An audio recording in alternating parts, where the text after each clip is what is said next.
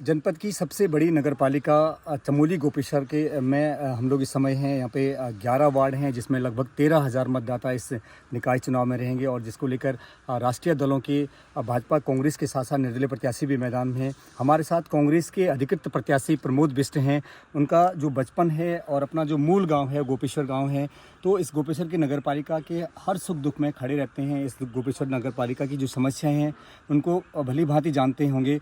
उनसे जानते हैं कि क्या कुछ उनका इस पूरे गोपेश्वर नगरपालिका को लेकर क्या कुछ रूट प्लान है, जो अगर आपको जनता मत देती है, अपना पूरा आपको जिम्मेदारी देती है, तो क्या कुछ आपका रूट प्लान है गोपेश्वर की बेहतरी के लिए।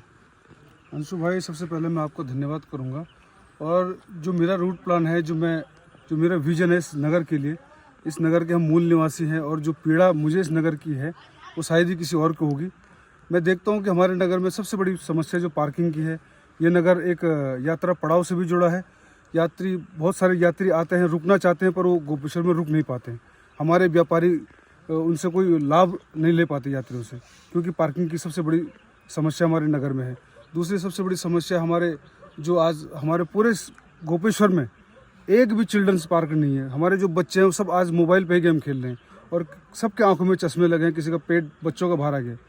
तो मैं चाहूँगा कि अगर जनता का समर्थन मुझे मिला, प्यार मिला, तो मैं हर वार्ड में चिल्ड्रंस पार्क डेवलप कराऊंगा। और जो हमारी जो सीवर की व्यवस्था है, ड्रेनेज की समस्या है, इन सब को मैं बहुत जल्द से जल्द दूर करूंगा।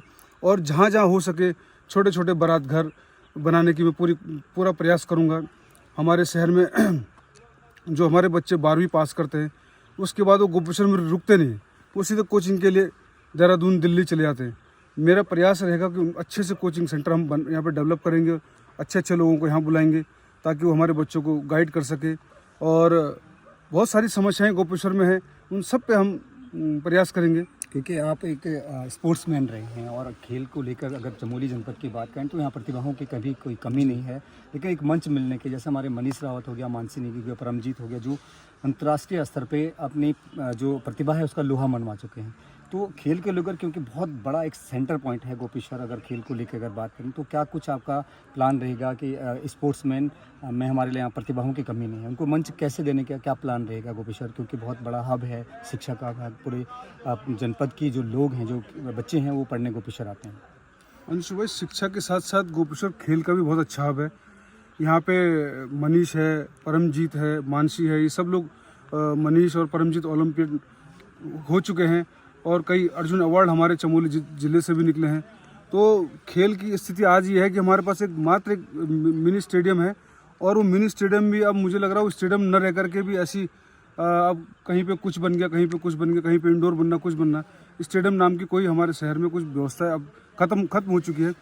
मेरा प्रयास रहेगा कि हम उस स्टेडियम को और अच्छा, चाहे वो छोटा बने, बहुत अच्छा बने, अच्छा ट्रैक बने, उसमें सिंथेटिक ट्रैक बने। हमारे बच्चे जो खेलते हैं, मैं भी सुबह जॉगिंग करता हूँ उस ग्राउंड में, तो कई बार पाँव मुड़ जाते हैं। और बच्चे कई बार जो आर्मी की तैयारी करते हैं वो कई बार इंजर्ड हो चुके हैं स्टेडियम में।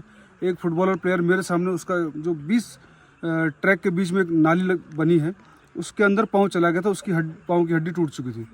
तो हमारे शहर में आज तक कोई बोलने वाला नहीं है। और मैं कह रहा हूँ अगर जनता का समर्थन मुझे मिला तो स्टेडियम भी बहुत अच्छा बनेगा और कल्चरल एक्टिविटी भी शहर में बहुत अच्छी होंगी।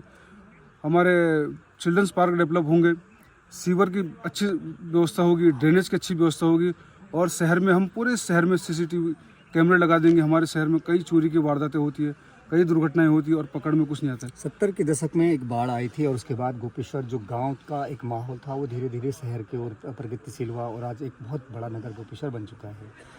गांव की जो संस्कृति होती है, धीरे धीरे जो हमारे बच्चे हैं जो एक गलत रास्ते पे जा रहे हैं, अगर खासकर हम स्मैक और नशे की बात करें तो इसको लेकर बहुत बड़े अवेयरनेस की ज़रूरत है, क्योंकि हर बच्चा आज पढ़ाई के साथ साथ एक निगेटिव वे में भी जा रहा है। इसको लेकर अगर हम गाँव के कल्चर को दोबारा से यहाँ पे जीवंत करते हैं तो उसके लिए क्या कुछ करने की ज़रूरत है और नए जो जनरेशन है उनको किस तरह से हम लोग बचाने की कोशिश करेंगे। अगर पूरा जो एक हमारा जो सिस्टम है वो एक लाइन पे काम करेगा कि हमारा गोपेश्वर का जितना खूबसूरती ये नगर प्राकृतिक दृष्टिकोण से, उसको हम मानव जनित संसाधनों से भी इसको बेहतर बना पाएँ।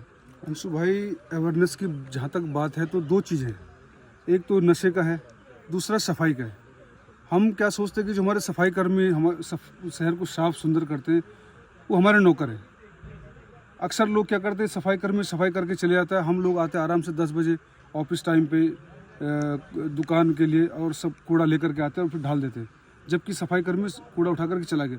उसके बाद कुत्ते बंदर आके उस कूड़े को फिर फैला देते हैं।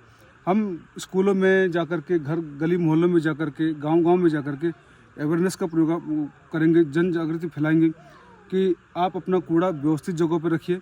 हमारा कर्मी आएगा और उसको उठा करके व्यवस्थित ढंग से उसको ले जाएगा। नशे के खिलाफ भी हम पुलिस प्रशासन के साथ बैठ करके, उनके साथ मिल करके हम इस पर बहुत बढ़िया जन जागरूक का कार्यक्रम करेंगे और इस शहर को जो नशे से हम दूर करने का हर संभव प्रयास करेंगे। Thank you. हमारे साथ ही कांग्रेस के अधिकृत प्रत्याशी प्रमोद बेसी, उनके दावों को कितना पब्लिक मानती है, उनके दावों पे कितना विश्वास करती है और पब्लिक उनको कितना जनमत देती है, ये आने वाला वक्त बताएगा।